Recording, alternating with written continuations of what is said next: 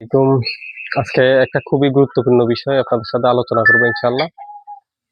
আপনারা যারা একদিনের হাঁসের বাচ্চা টিকাইতে পারেন না, যে বিশেষ করে একদিনের হাঁসের বাচ্চা নিলে ওই বাচ্চাগুলা বাঁচাইতে পারেন না, মারা যায়।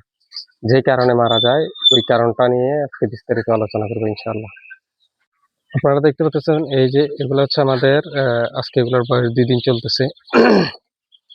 হাঁসের বাচ্চা মূলত মারা যায় হচ্ছে যে আপনার পানি দিলে, পানি খাওয়ার পরে ওদের পুরো শরীর একদম ভিজাই ফেলে, যার কারণে ওদের নাড়ি কাঁচা থাকে, নাড়িতে ইনফেকশন হয়, এরপরে হাঁসের বাচ্চাগুলো মারা যায়। তো আপনারা যদি আমরা যেভাবে পানি দিছি, এই যে দেখেন এই টিউবগুলো ব্যবহার করতে পারেন।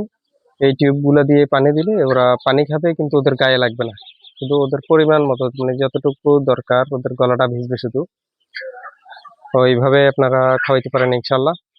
আমরা যে সিস্টেমে বোর্ডিং করতেছি এভাবে যদি করেন ইনশাল্লাহ একটি হাঁসের বাচ্চাও মারা যাবে না। এভাবে করতে পারেন ইনশাল্লাহ। আসসালামু আলাইকুম। হাঁসের বাচ্চাগুলো দেখতে পাচ্ছেন, এগুলার বোর্ডিং শেষ হয়ে গেছে। আমরা এগুলার এখন যদি পানি লাগে বা এগুলাকে যদি এখন পানিতে ছেড়ে দিই, ইনশাল্লাহ এগুলার আর কোনো সমস্যা হবে না। বাচ্চার সমস্যা হয় আপনার 1 থেকে 15 দিনের ভিতরে, যদি আপনার বাচ্চার শরীর একবারে ভিজে যায়, তখন হাঁসের বাচ্চার বিশেষ করে সমস্যা হয়। যে কোনো হাঁসের বাচ্চাই আপনার যদি আপনি 1 থেকে 15 দিন এগুলার নাড়ি যদি ভিজে, তাহলে ইনফেকশন হয়, এই ইনফেকশন হয়ে মারা যায়। হাঁসের বাচ্চার ক্ষেত্রে আপনারা সব সময় 1 থেকে 15 দিন পর্যন্ত এগুলাকে পানি থেকে সম্পূর্ণ দূরে রাখবেন।